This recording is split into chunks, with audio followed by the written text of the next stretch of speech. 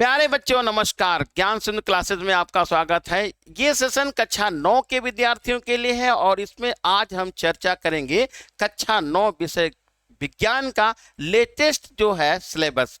तो अब क्या करना है आपको भैया, लाइक और शेयर करते हुए हमारे साथ जुड़ जाइए और बस थोड़ी देर में आपको पूरा का पूरा सिलेबस हम आपको बता देंगे कि क्या क्या चीज आपको पढ़नी है और कैसे कैसे पढ़ना है। तो अब देखिए, ये जो परीक्षा होगी आपको पेपर देना है वो है, इसमें आपको 70 नंबर का पेपर ये होगा और 30 नंबर का मासिक टेस्ट के आधार पर प्रयोगात्मक और प्रोजेक्ट कार्य होगा जो कॉलेज से संपादित होगा। ठीक है। अब यहां पर क्या है विज्ञान में, देखिए पहला जो यहां पर टॉपिक है द्रव्य प्रकृति एवं व्यवहार। ठीक है। जैसा कि आपको पता है कि विज्ञान में आपको रसायन विज्ञान, जीव विज्ञान और भौतिक विज्ञान तीनों एक ही साथ पढ़ने होते हैं। तो पहला यहाँ पर टॉपिक है द्रव्य प्रकृति एवं व्यवहार, ये 20 नंबर का आपसे पूछा जाएगा। फिर है सजीव जगत में संगठन, ये आपको 20 नंबर का यहां से पूछा जाएगा। और फिर ये गति बल तथा कार्य, ये 25 नंबर का यहां से पूछा जाएगा। ठीक है। खाद्य उत्पादन, ये है 5 नंबर का। तो टोटल जो मार्क्स हो गए यहां तक के, ये कितने हो गए 70 नंबर। और 30 नंबर का हो गया ये आंतरिक मूल्यांकन, जैसा कि अभी मैंने बात की कि ये आपको कॉलेज से दिए जाएंगे और कुल नंबर कितने हो जाएंगे आपके, ये 100 हो जाएंगे। ठीक है।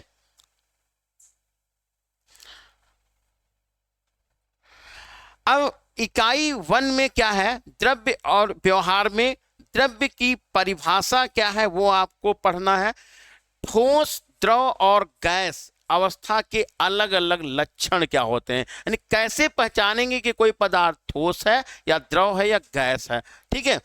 उनके आकार, आयतन, घनत्व, अवस्था में परिवर्तन, गलनांक, हिमांक, क्वथनांक, वाष्पन और संघनन और ऊर्ध्वपातन के विषय में पढ़ना है।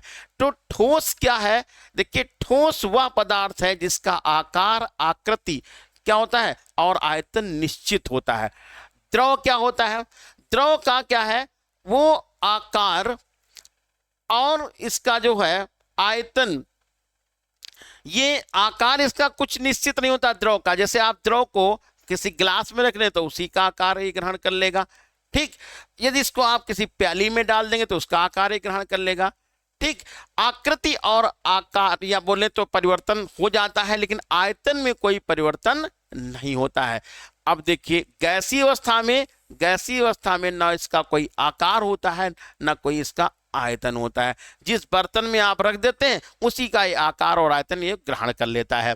ठीक। अब यहां पर बात करेंगे घनत्व। घनत्व क्या होता है, ठोस का घनत्व सबसे ज्यादा होता है, द्रव का घनत्व उससे कम होता है और गैस का घनत्व सबसे कम होता है। या हम ऐसे बोलें, एकांक आयतन का जो द्रव्यमान होता है वो क्या कहलाता है, घनत्व कहलाता है। ठीक है। अवस्था परिवर्तन क्या है, अवस्था परिवर्तन मतलब एक अवस्था से दूसरी अवस्था में बदल जाना क्या कहलाता है, अवस्था परिवर्तन। जैसे ठोस से किस में बदल जाए, द्रव से, द्रव से किस में बदल जाए, गैस में, ये अवस्था परिवर्तन होता है। चलिए हम आपको लेटेस्ट चीज समझाते हैं कि जैसे बर्फ का टुकड़ा है मान लीजिए आपके पास। ठीक है। उसको आप रख दीजिए किसी बर्तन में और थोड़ी देर के बाद छोड़ दीजिए, घंटे 2 घंटे बाद वो जो टुकड़ा बर्फ का जो ठोस था वो किस में कन्वर्ट हो जाएगा, बदल जाएगा, द्रव में बदल जाएगा। उसको आप किसी उष्मा देना शुरू कर दीजिए, मतलब गैस पे रख के गैस ऑन कर दीजिए, तो धीरे धीरे वाष्प में कन्वर्ट हो जाएगा। तो यहां तक हम ये कहें कि बर्फ किस में बदल गई, ठोस से द्रव में और द्रव से गैस में बदल गई। ये हो गई अवस्था परिवर्तन हो गया। हिमांक क्या है, जिस ताप पर कोई द्रव क्या होता है बर्फ में कन्वर्ट होता है वो हिमांक कहलाता है। क्वथनांक क्या होता है, जिस ताप पर कोई द्रव का वाष्प दाब वायुमंडलीय दाब के बराबर हो जाता है वो क्या कहलाता है, क्वथनांक कहलाता है। और यहाँ पर हम आपको उदाहरण दे देते हैं, जल का जो क्वथनांक होता है 100 डिग्री सेंटीग्रेड होता है। जल को आप गर्म करना शुरू करिए, थर्मामीटर लगा दीजिए, पहले तो उसका तापमान बढ़ेगा बढ़ेगा बढ़ेगा, लेकिन 100 डिग्री सेंटीग्रेड के बाद वो कतई नहीं बढ़ेगा, चाहे आप पूरा का पूरा ईंधन खत्म कर दिए, पानी तो सब चला जाएगा, लेकिन 100 से 101 102 टेम्परेचर नहीं होगा। ठीक है, अब यहाँ पर संघनन आपको पढ़ना है। और ऊर्ध्वपातन क्या है? ऊर्ध्वपातन का मतलब क्या है कि यदि ये कोई हम ऐसा कोई पदार्थ ले लें और उसको ठोस है और उसको गर्म करें तो द्रव में ना बदले, सीधे एक स्टेप छोड़ के वाष्प में बदल जाएगा, ऐसे पदार्थ को ऊर्ध्वपातन पदार्थ कहलाते हैं। और ये जो क्रिया होती है ये ऊर्ध्वपातन कहलाती है। जैसे हम बात करें कपूर, कपूर को क्या करिए, यदि आप किसी बर्तन में लेके कपूर को और उसको गर्म करना शुरू करिएगा तो कपूर होता तो ठोस है, लेकिन जब इसको गर्म करेंगे तो ये द्रव में नहीं बदलेगा, सीधे कहां बदल जाएगा, वाष्प में बदल जाएगा।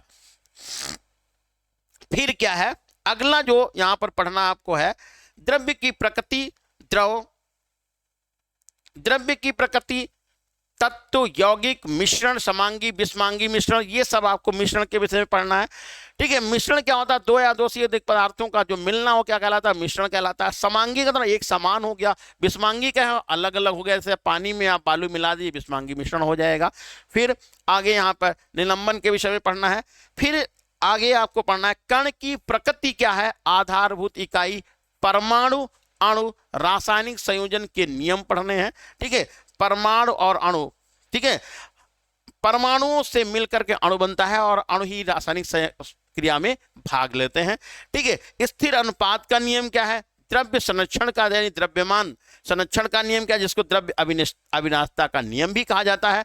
परमाणु द्रव्यमान और आणविक द्रव्यमान के विषय में आपको पढ़ना है। फिर यहाँ पर परमाणु की संरचना, इलेक्ट्रॉन, प्रोटॉन और न्यूट्रॉन के विषय में पढ़ना है।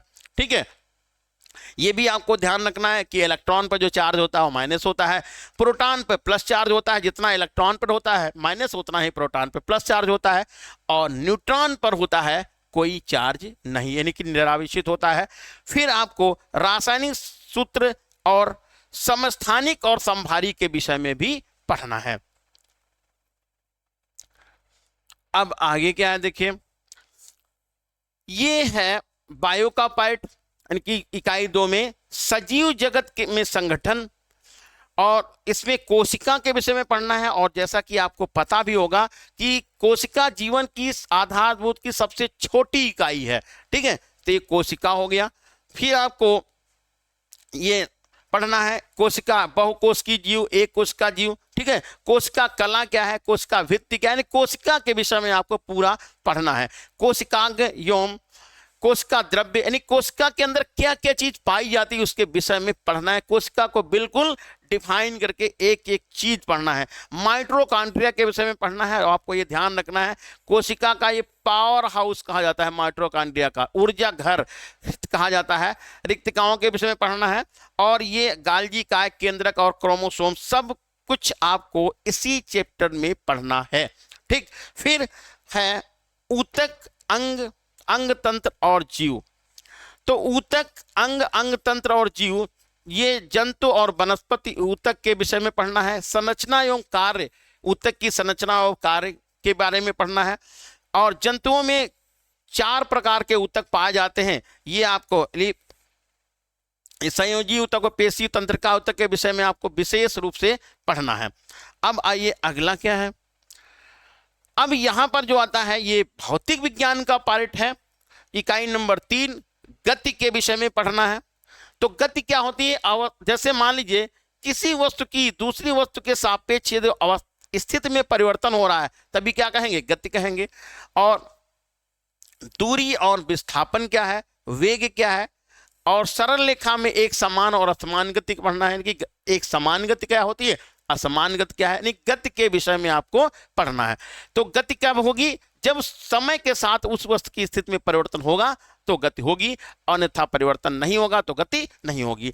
इसमें आपको त्वरण पढ़ना है। त्वरण क्या है, वेग परिवर्तन की दर को त्वरण कहते हैं। समान गति क्या है, यदि परिवर्तन क्या हो रहा है, वस्तु की गति में लगातार परिवर्तन हो रहा है, एक जैसा परिवर्तन हो रहा है तो समान गति हो जाएगी, असमान गति हो जाएगी। समान गति का उदाहरण आपको पढ़ना है, असमान गति का उदाहरण पढ़ना है। एक समान वृत्तीय गति क्या है, ये जो वस्तु कैसे चक्कर लगाती है, वृत्त में चक्कर लगाती है, तो उसको हम वृत्तीय गति कहते हैं। फिर बल क्या है, बल और न्यूटन का नियम पढ़ना है। तो बल वह धक्का या खिंचाव है जो एक वस्तु से दूसरी वस्तु में परिवर्तन आरोपित होता है, और वो ऐसा करने से वस्तु की स्थिति में परिवर्तन हो जाता है या वो करने का प्रयास करता है। तो बल फिर गति हो गया। न्यूटन के गति के नियम पढ़ने हैं। क्रिया एवं प्रतिक्रिया बल, क्रिया और प्रतिक्रिया का बल नियम क्या है, यदि किसी वस्तु पर आप बल लगाते हैं तो जितना बल आप लगाते हैं उतना ही बल वो वस्तु विपरीत दिशा में लगाती है, यही क्रिया और प्रतिक्रिया का नियम है। जड़त्व क्या है, जड़त्व यह है यदि किसी वस्तु यानी जो जिस स्थिति में है उसी स्थिति में वो रहना चाहती है, इस गुण को क्या कहते हैं, जड़त्व कहते हैं। ये इसी वजह से वस्तु अवस्था परिवर्तन का विरोध करती है। फिर जड़त्व, द्रव्यमान, संवेग और बल और त्वरण पढ़ना है। तो संवेग क्या होता है, संवेग को P से लिखते हैं, द्रव्यमान और वेग का गुणनफल क्या कहलाता है, संवेग कहलाता है। बल आपको बता दिया, त्वरण भी मालूम हो गया। फिर यहाँ पर एक ये जो टॉपिक है आपको बिल्कुल नहीं पढ़ा है अभी आपने, गुरुत्वाकर्षण बल क्या है। तो गुरुत्वाकर्षण बल क्या है कि हर एक वस्तु एक दूसरे को अपनी तरफ आकर्षित करती है, ठीक है, और ये आकर्षण बल जो होता है इसे ही क्या कहते हैं, गुरुत्वाकर्षण बल कहते हैं, ठीक है। गुरुत्वाकर्षण बल में सार्वत्रिक नियम क्या है, और पृथ्वी पर गुरुत्वीय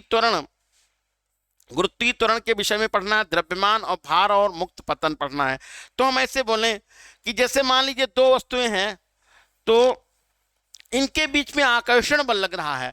तो आकर्षण बल कैसे लग रहा है ये आपको बताया गया इसमें कि F समानुपाती M1 और M2, यानी कि इनके बीच जो लगने वाला बल होगा द्रव्यमानों के गुणनफल के अनुक्रमानुपाती और उनके बीच की दूरी के वर्ग के व्युत्क्रमानुपाती होता है, ठीक है। और यहां पर इस समानुपाती का निशान हटाएंगे तो कांस्टेंट लग जाएगा, और कांस्टेंट होता है ये आपका कैपिटल G, और ये होगा R²।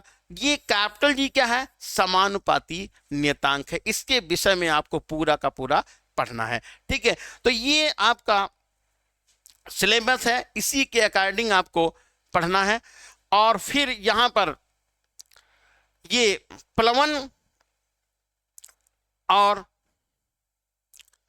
दाब, आर्किमिडीज का सिद्धांत, उत्प्लावकता, कार्य ऊर्जा, सामर्थ्य, बल सब आपको पढ़ना है, ठीक है।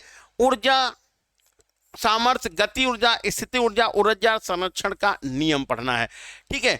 तो आर्किमिडीज का सिद्धांत क्या है, जब कोई वस्तु किसी द्रव में पूरी या आंशिक रूप से डुबाई जाती है तो उसके भार में कमी आ जाती है। ये भार में कमी वस्तु द्वारा हटाए गए द्रव के भार के बराबर होती है।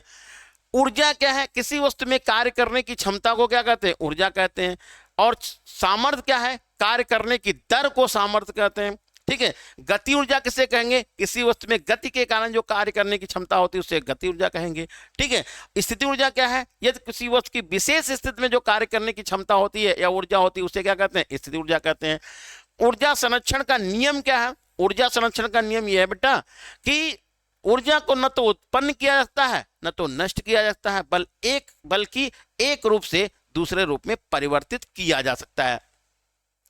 फिर यहां पर बात करेंगे ध्वनि के। तो ध्वनि, जो कुछ हम सुनते हैं वो क्या है, ध्वनि है, ठीक है। और इसकी प्रकृति, विभिन्न माध्यमों में इसका संचरण क्या होता है। देखिए, ध्वनि को चलने के लिए माध्यम की जरूरत होती है, यदि माध्यम नहीं है तो ध्वनि हमारे कान तक नहीं पहुंचती है। ध्वनि की चाल जो वायु में होती है वो होती है 330 मीटर प्रति सेकंड, ये याद रखना है आपको है।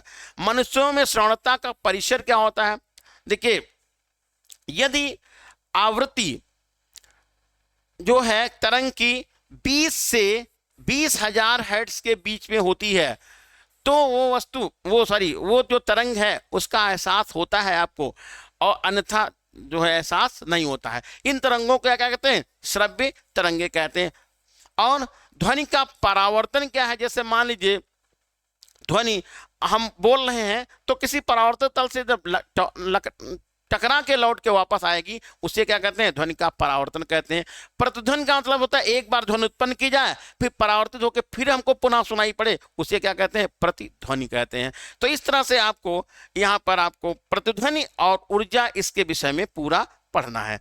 ठीक है, तो ये बच्चों भाई आपका सिलेबस है। ठीक है, इसी के अकॉर्डिंग पढ़ना है। अब बस करना क्या है, आप लोगों को हमारे साथ जुड़े रहना है और विधिवत आपको यहाँ पर बिल्कुल निःशुल्क पढ़ाया जाएगा। तो फिर मिलते हैं नेक्स्ट वीडियो में।